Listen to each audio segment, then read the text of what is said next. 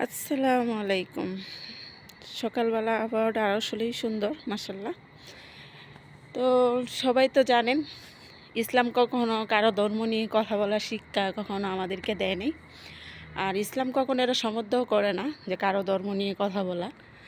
তো আপনারা সবাই জানেন যে বাংলাদেশ ইন্ডিয়া তো একটা যুদ্ধ চলতেছে, যার যার ধর্ম নিয়ে একটা লড়াই চলতেছে। আমি একটা কথাই বলবো, আমাদের ভাইয়ারা যারা আছে, ইন্ডিয়া বলেন অন্য অন্য দেশের বলেন, যে ভাইয়ারাই আছে আমাদের দেশের বলেন বাংলাদেশের, সবাইদেরকে বলবো আবেগের বসে নিজেদেরকে কোনো মিটিংয়ে কোনো মিছিলে জড়াবেন না। কেন, আপনারা ভালো করে জানেন যে দেশে থাকেন আপনারা, সেই দেশে একটা আইন আছে, চেষ্টা করবেন সেই আইন মতো চলার, না হলে আপনাদের জীবন জন্য লাইফটা শেষ হয়ে যেতে পারে, আপনাদেরকে জেলে যেতে হবে। নিজের ফ্যামিলি, নিজের বাবা মার কথা ভাববেন, নিজের ছেলেমেয়ের কথা ভাববেন একবার।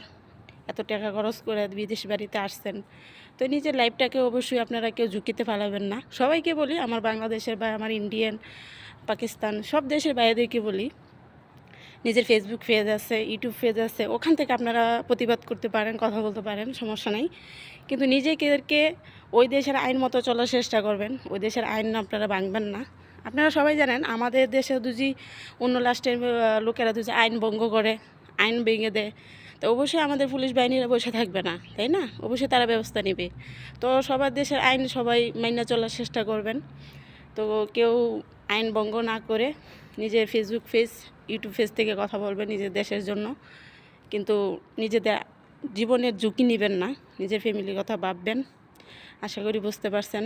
একবার হয়তো আমার বাঙালি ভাইয়েরা যখন আমাদের বাংলাদেশে মিছিল হয়েছিল, কলেজের ছাত্ররা করছিল আন্দোলন, তখন কিছু কিছু ভাইয়েরা দুবাই যে দেশে যারাই আছে জেল কাটছে, দেশে চলে গেছে, অনেক ঝামেলা হয়েছিল। তো এবারও চাইবেন না যে আবেগের বসে নিজেদেরকে মিছিলে জড়ান। ও যে দেশে আছেন সে দেশের নিয়মকানুন ভঙ্গ করবেন না। আশা করি বুঝতে পারছেন। তো সবাই ভালো থাকেন, সুস্থ থাকেন। আল্লাহ হাফেজ।